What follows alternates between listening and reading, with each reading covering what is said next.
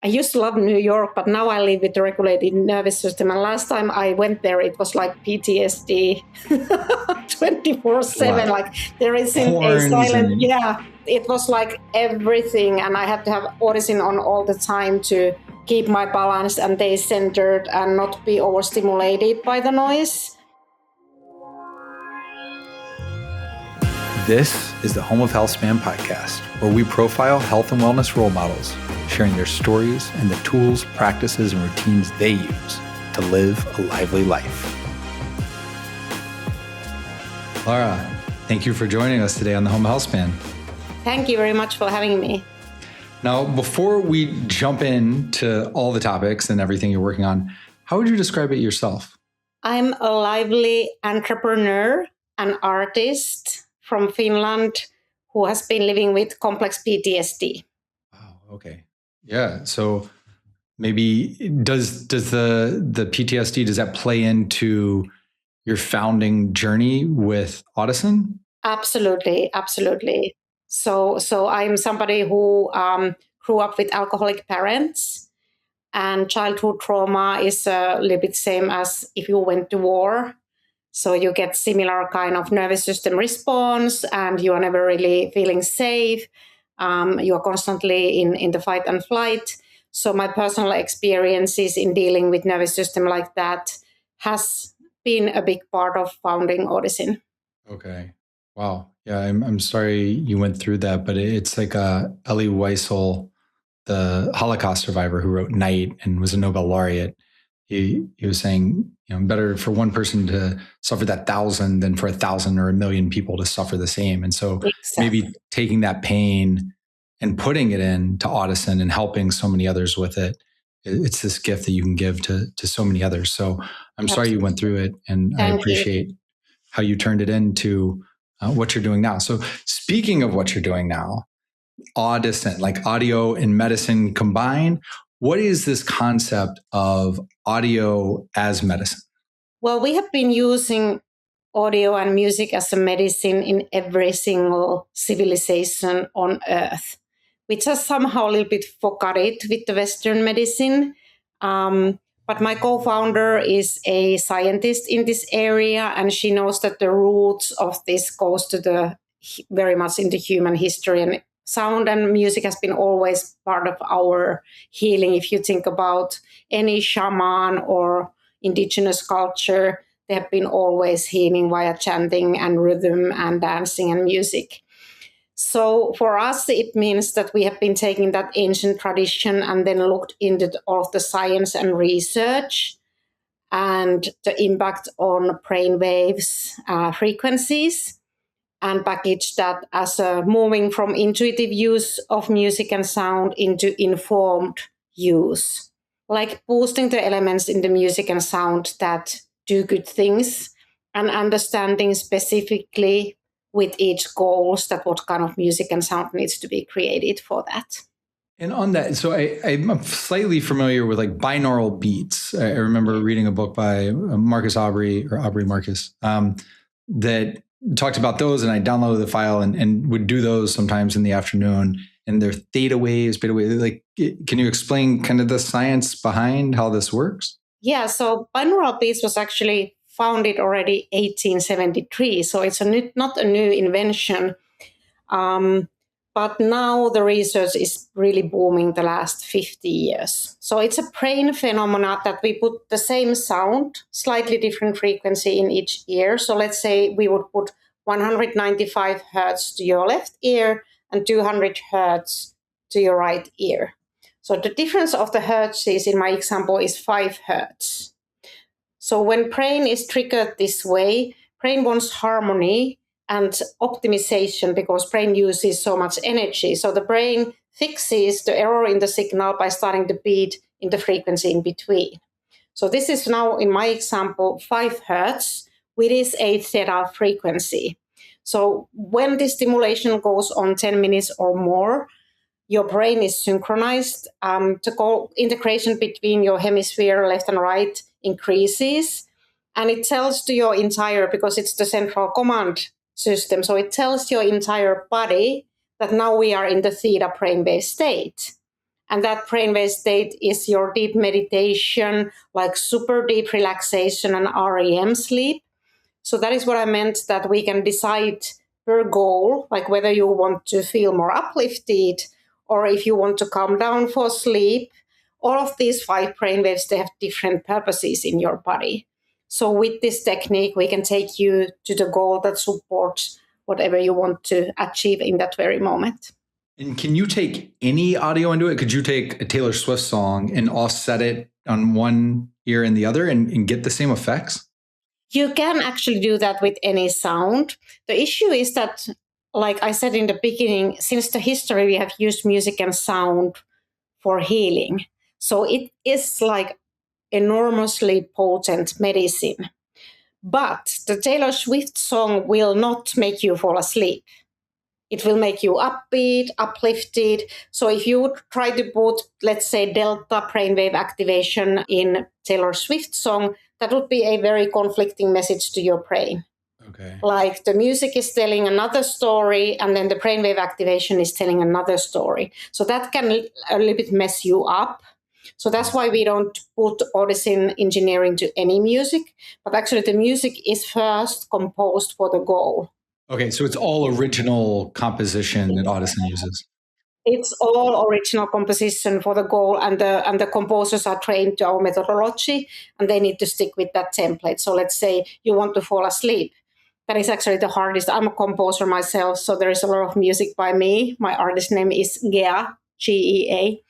So sleep music is the hardest because as an artist, you would want to put some rhythm, some dynamics, but you actually need to be super calming, and there can't be even any fun sounds. It just needs to be the most boring music you have ever written in your life. And then you can put the delta brainwave activation in it, and then it supports your goal of falling asleep. So we don't want to confuse the brain by giving it like conflicting orders. So what are the different, I'm going to say flavors, but you have sleep. I assume maybe there's a calm, there's a focus, there's an energy. What are the different flavors you can do with this? Yes. So we typically build either upward trajectories all the way to gamma brainwave, which is your hyperactive brain beating like super fast. And that is your heightened creativity, your heightened consciousness, your extra mood boost. Or then we can take almost to 0, like 0.5 is the lowest brainwave, and that is delta, and that is sleep. So anything in between. So the human brain goes between this very high gamma state that is almost 100 hertz all the way almost to 0. And we can pick any of the hertz in between. So we can make you kind of super creative, uplifted, or take you super tired into your deep sleep, and anything in between, like deep relaxation, a little bit lighter relaxation, problem solving, cognitive boost, flow state is one of the things that we support. Then we work with athletes, let's say that, so we have been now doing like user guides. Let's say you're a soccer goalkeeper. So your nervous system challenge is that you are bored most of the time, standing there in front of the goal, waiting for something to happen. And when something happens, you need to be super sharp. So we can support your nervous system to train into those situations, how to stay engaged and still not, constantly be in the fight and flight, because that would be overly consuming. No, I know I was a swimmer, and most of us, and especially probably best known, Michael Phelps, always had the headphones, had the same playlist before he would go race. Can it be that much of a trigger going before a race, and maybe depending on the distance, maybe a marathon runner would want something different than a 100 or 200 meter runner. And do you have that level of dialed in of, okay, this is going to be fast off the blocks, ready to go. This is more of a sustained carried energy. Yes. So we don't have techno or any high beat music like that. So every single one of our content is defined to activate your parasympathetic state and flow state. But as we discuss and work with athletes, it is often that's what you want. Because if you kind of go overly hyperactive, you can hurt yourself and push yourself in a not smart way. Actually, your best state comes from the flow. And that is, you can be uplifted, but not super anxious. Kind of you need to, because the anxious mindset it causes you to make mistakes and to burn yourself out. So you kind of, we are finding the balance. So we say to the athletes that if you need your favorite music before you race, that's completely fine.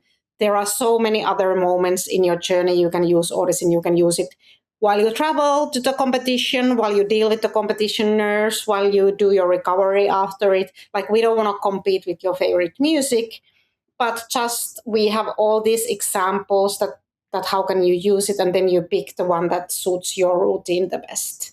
I mean, it just seems like that could be, people may have their favorite music, but if they find they can get a competitive edge of, hey, I'm not going to listen to Drake, I'm going to listen to this Audicin file, and I can improve my time by 2 or 3%. I would think top athletes, they're going to go for that, right? They're going to go for whatever's going to boost performance. Absolutely, where small margins matter. And also you can train yourself. Like I said in the beginning, like I have complex PTSD.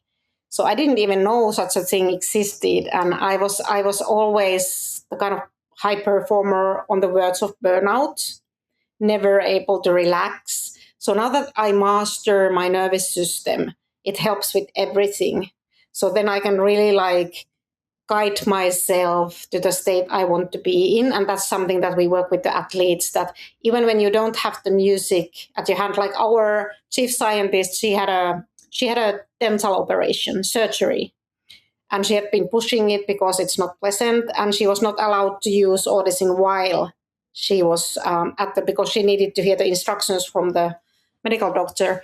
So we tried this trick that she was memorizing, remembering one of the songs.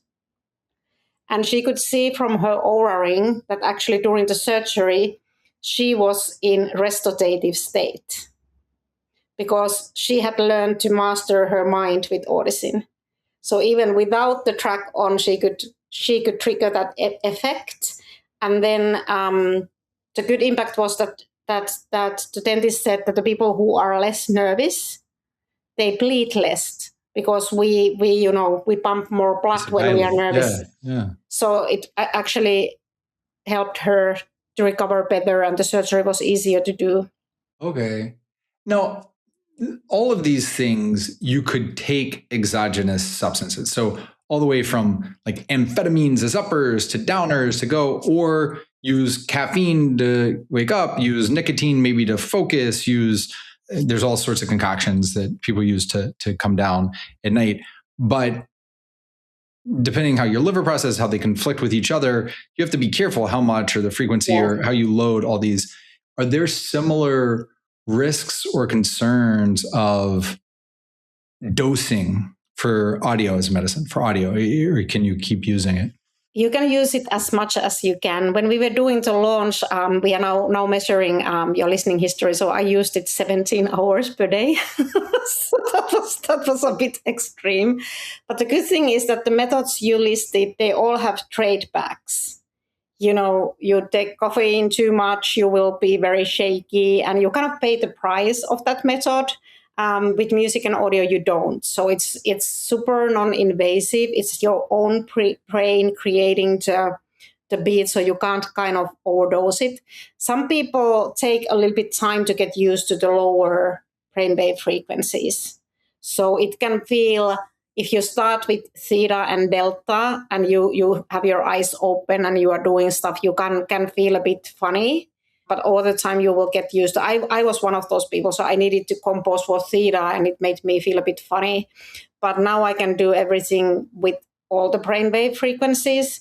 But that's also feeling a bit funny. It's kind of not dangerous. You just know that, okay, my brain needs a little bit training, so maybe I try the lighter, higher frequencies first. So there is no side effect. There is no trade back. All you get is a little bit nicer personality because you're less on cortisol. That's great then. That's great. So you mentioned Oura, and you're in Finland. As I understand, one of the Oura co-founders is somehow associated, or no? Yes. So basically, two of the co-founders have invested twice in the company, and they are also advisors. And they opened collaboration with the original Oura people, including their chief science officer, Dr. Hannu Kinnunen, who is behind their scores, the resilience scores, sleep scores, all that. He was their employee number one.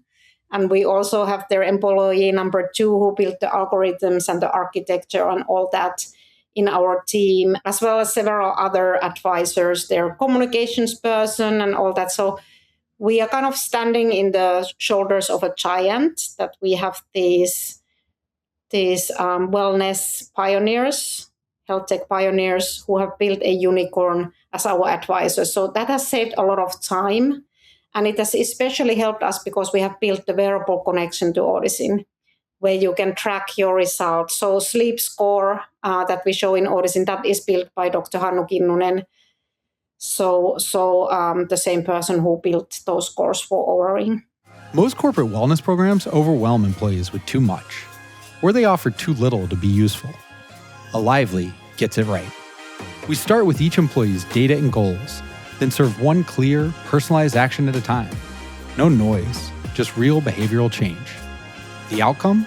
A healthier, happier workforce, a measurable impact for your business. Visit alively.com to see personalized wellness in action. It's a natural progression, right? So the Oura is just tracking your data. It's not changing your data. Exactly. And so something like Audicin that you plug on top and say, let's track and then see the impact. So that's very much at Alively. What we try to look at is plugging into Oura, your Whoop or Apple Watch, where are you starting and what interventions move you forward? So I guess with this partnership, with having these scores, what kinds of metrics are you seeing are positively impacted by Audicin? So you brought up sleep. Yes. What kind of improvement on what kind of timeline do you see? So the biggest instant improvement we see in respiratory rate. Okay, I could use help with that. Yeah. So that one is something that reacts first. Sleep is something that is very personal there. So there's a lot of variation. I have seen some that feels almost like a miracle. Somebody who was suffering from menopause causing insomnia and started to sleep well since the first night. Wow. So those are kind of really quick wins. For most of the people, it takes a little bit of time. So sleep is one of the most challenging issues already active nervous system is causing. So we typically see on the group level that first, like irritation and anger and snappiness, like the quick cortisol responses start to go lower. And over the time, that is showing up then as an overall sleep improvement. And now we are bringing to market because our solution requires headphones because we need the left and right separation. So either earbuds or headphones. And a lot of people are finding it hard to sleep with those headphones. So we have developed, together with our partner, a sleep headband that actually comes with Audicin Delta brainwave activation pre-installed. Okay. And does it eye mask headband or it goes above? Right now it doesn't. I can actually show it to you. It's right there. It doesn't go over the eyes yet, but that's what we are now developing, that it would go, because I even saw my own brother during the Christmas break that he was sleeping it and he had put it covering his eyes. So that's a very, very relevant point. Yeah. I mean, because I do an eye mask and I do wax earplugs unless I wake up in the middle of the night, and then I swap out for my AirPods to listen to Yoga Nidra and SDR thing to get me back to sleep. So, I'm your target audience. Yeah, we absolutely have to get you one. I'm completely dependent myself on it. It's like I wouldn't trade it for any money because I travel so much and I can sleep with it on the airplane, and then it helps me massively with jet lags. So. Yeah, which you just mentioned, and thank you for making the time. You just got to Austin. Yeah, I just got to Austin, and I woke up 6:30 a.m., which is amazing considering that it's such a big time difference. But I had the headband on all night. Oh, yeah, that helps then. So you brought up sleep. You brought up the respiratory rate. One metric that is obviously very much in the news is the heart rate variability. Yes. And this idea on vagal nerve stimulation. I've tried all sorts of things, right? The Sensate, the Apollo Neuro, the Pulsetto, and those are devices trying to stimulate. Is audio something that can impact the vagal nerve stimulation? Because you talked about sympathetic and parasympathetic. Absolutely impacts it. And overall HRV, we did a study with nurses in the United States, because one thing about Audicin is that it works while you are working. So compared to all of these other methods you mentioned, you typically need to set aside time. So the people who are the most stressed and busiest are kind of out of scope. So if you would go to a nurse and say that you should meditate more, they might get a bit irritated. But our nurses, they were able to use on average during 2 weeks, 2.5 hours Audicin, because you can have it on while you are on your computer, while you commute, while you do your shopping. So they didn't need to do any lifestyle change or take more time off their busy schedules. They average on over 22% HRV increase in just 2 weeks. 22% in 2 weeks. That's incredible. Okay. Yeah, we should get you also plugged into a Lively. So what we do, we integrate with Whoop and Oura, Apple Watch, whatever, pull the person's data and identify what metric they need to focus on, and then help them find the minimum enjoyable action to actually do that. And so this, as you said, with the nurses, right? It's so passive. You could go in. This would be a great one for heart rate variability. And it sounds like potentially sleep and respiratory rate. I'm excited for the respiratory rate as well. Yeah, we should absolutely talk about that. It would make so much sense. And you are so right about like the minimum enjoyable intervention, because I think that's where the wellness market is failing, that you need to go to this huge life transformation when you have the least energy for it. Yeah. And even if you get, this is interesting because we're having this conversation at the beginning of January, right? So these people plan their New Year's resolutions, these huge interventions, and they have zero impact because 2 weeks later, they're not doing it. And exactly. So the most effective thing is the thing you will stick with. Exactly. And so that's all that matters. Yeah. That's all that matters. Yeah, you are so right about that. So that was also our philosophy, that there is a need for an intervention that works while you are working and going about your life, because the life seems to get busier and kind of more stimulating all the time. We don't have any more hours on the day. So what can we do? And Audicin only takes 10 minutes to work. So we already saw a statistically significant impact on relaxation while people are working and having Audicin on. So speaking of the working, so obviously it's consumer because the individual has to use it.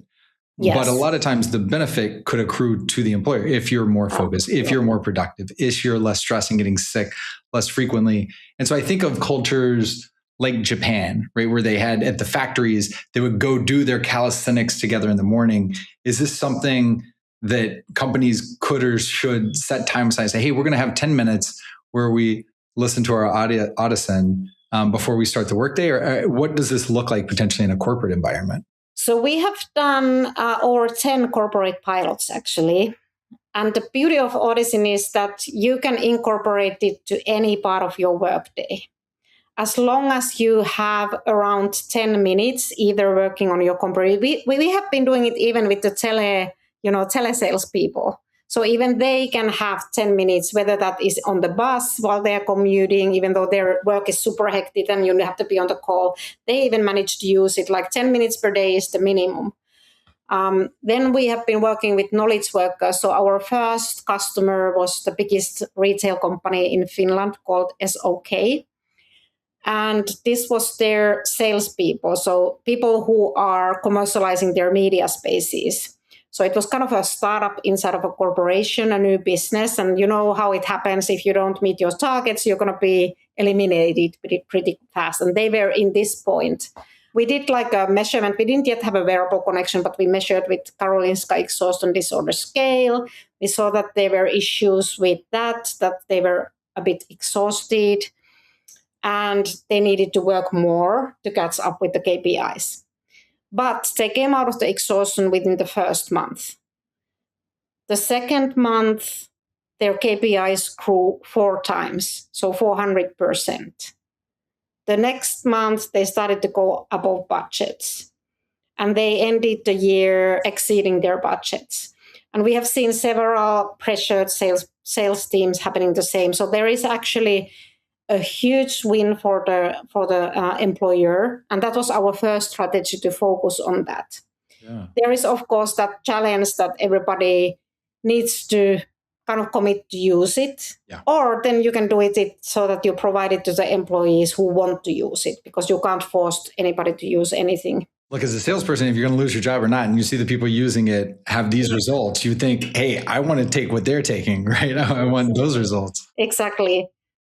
And they loved it so much that the big part of this team, they actually moved to another employer once their leader moved. And now they started to use it again. So they were asking it, like, we need this to be a part of our performance tool. And lately, this team was filmed to the Finnish TV news, how they are using Audicin and how it's impacting their productivity. So it's a huge, interesting segment for us. Yeah, I mean, it's performance enhancement, whether it's sports or it's the corporate athlete. Exactly. You're improving the core performance. Exactly. You make far less mistakes. You're overall healthier. You think better because it's boosts your cognitive abilities. There are so many benefits. Yeah. Wow. And so we talked a lot about kind of creating these files, you're listening to them, and the positive impact they can have. I'm thinking the other side of audio. So we live in, especially in cities, there's all sorts of noise pollution constantly. Are there certain noises or noise environments we should try to avoid that may dysregulate us? Oh, that's an excellent question. I would say that that's the thing with the big cities nowadays. I used to love New York, but now I live with the regulated nervous system. And last time I went there, it was like PTSD 24/7. Like there isn't a silent, It was like everything. And I had to have Audicin on all the time to keep my balance and day-centered and not be overstimulated by the noise. So noise pollution, it is a huge problem. So if you think about the modern human being, like now we have these smartphones and they have all kinds of alerts and sounds that they are all triggers and stimulation. And then the environment, because our bodies did not evolve yet. Like we are still hunter-gatherers meant to be in the forest, collecting berries and hunting animals, and only having our nervous system activated when there is a real danger, like a bear coming towards us. And then we solve it by running away or trying to fight the bear, but hopefully not. But now we are in these noisy environments. Even the office environments can be massively noisy, like the open office. So we are constantly triggered to be in the fight and flight, even though there is no real danger. But our body doesn't separate, like, is this just, traffic noise, notifications? It's all causing overstimulation and fight and flight. Another kind of question on that front. So you talked about being in New York, there's this overstimulation of the sound, polluting and kind of taking you out of your equanimity. And so using Audicin helps get back to that equanimity, the equilibrium, the stabilization. One of our 5 pillars at Alively is social connection. So I am curious, when you talked about you were using it 17 hours a day, if you always have headphones in, what does that do to connection? So, for example, I used to wear my AirPods constantly, right? I'd listen to 200 books a year and a bunch of podcasts, whether I'm in the gym, wherever I was, I had it in and realized I was really isolating myself. And so I've tried in public to deliberately not do it. Now, I'm in Bermuda a lot of the time. It's much quieter than New York. But to engage with people at the gym, at the grocery store, wherever I'm walking through town. And so where is that line between, hey, I want to pull into myself and do this, but also I'm part of society and want to engage with society? That's a very good point. And I would say that my 17 hours was very extreme when we were doing a launch. So you don't need to, let's remember that 10 minutes per day is enough. So all the other minutes of the day you can be without headphones. Using it before you go to bed is enough. Using it while you sleep. So you have so many moments to use it. So don't do it 17 hours. I went a bit crazy because I was so much under stress. But you bring up a very good point that social interaction is extremely healthy. And there I would give the guideline, it depends on your personality. So I am an introvert, so I love social interaction, but my battery drains. And then there are the extroverts who battery gets recharged with the social interaction. So you need to kind of listen to yourselves. But I would give as a kind of tip to all the fellow introverts that I sometimes do the isolation too much, because think about it, I'm living with this complex PTSD that alone makes the social interaction overstimulating for me. So my reaction has been to withdraw from the social interaction as much as possible. But that makes me depressed. It happened to me during COVID. And I didn't know this, but it happened. Like I need it. Everybody needs it. We are that kind of community species. We need the interaction. So be kind of careful with yourself. What is a healthy interaction to you? What is kind of nurturing? What is training?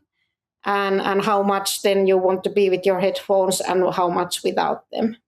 That makes sense. It's a good disclaimer and just kind of public service announcement, right? The dosing is dependent, just like any medicine. So whether it's audio medicine or exactly. Pill. Exactly. It doesn't replace the human connection, but it can help. For instance, I once had in Austin, I had a Lyft driver who was like on a very bad mood, and I asked what's up, and he said that he had been fighting with his wife.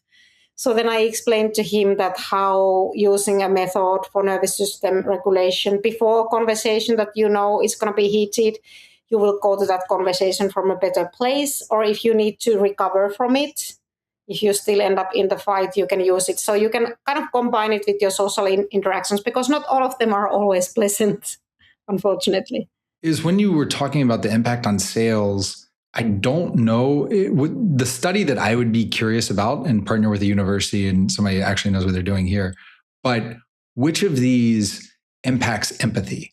Because my guess is the sales people are more effective because they're not pushing their agenda as much. Yes. They're more empathetic with the person they're trying to sell to. And I imagine in those conversations, yes, there's something down regulating. So you're not, but it's also, you're becoming more empathetic. So I'd be curious how that could be measured before and after and the placebo and all of that. Yeah. But that's a really interesting area of exploration to me.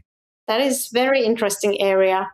When I've been doing those like corporate clients, we often do like a kickoff, and then in the end of the kickoff, everybody listens to Audicin for 10 minutes, and it's a completely different group after that. Everybody's in their bodies, they are present, they are less, agitated, and I guess that's where the empathy comes in. Then you have a room to actually see. And if you think about the salesperson, that if they are anxious, and they are a little bit like, okay, I need to get this sales. I need to get this sales. You come to the interaction from completely different energy than if you feel safe. And I guess that makes the whole difference. It really does. Well, Laura, this has been incredible. Again, I'm sorry for the pain that led you to here, but I'm incredibly grateful for the science, the beauty, the impact that you're having, that you've been able to turn all that into for, it sounds like yourself, using 17 hours a day at lunch, but also so many others. And I'm sure that number is only going to grow. Thank you so much. Thank you so much. Thanks for having me. And thank you for the work you do. Thank you for joining us on today's episode of the Home of Healthspan podcast. And remember, you can always find the products, practices, and routines mentioned by today's guests, as well as many other Healthspan role models on alively.com. Enjoy a lively day.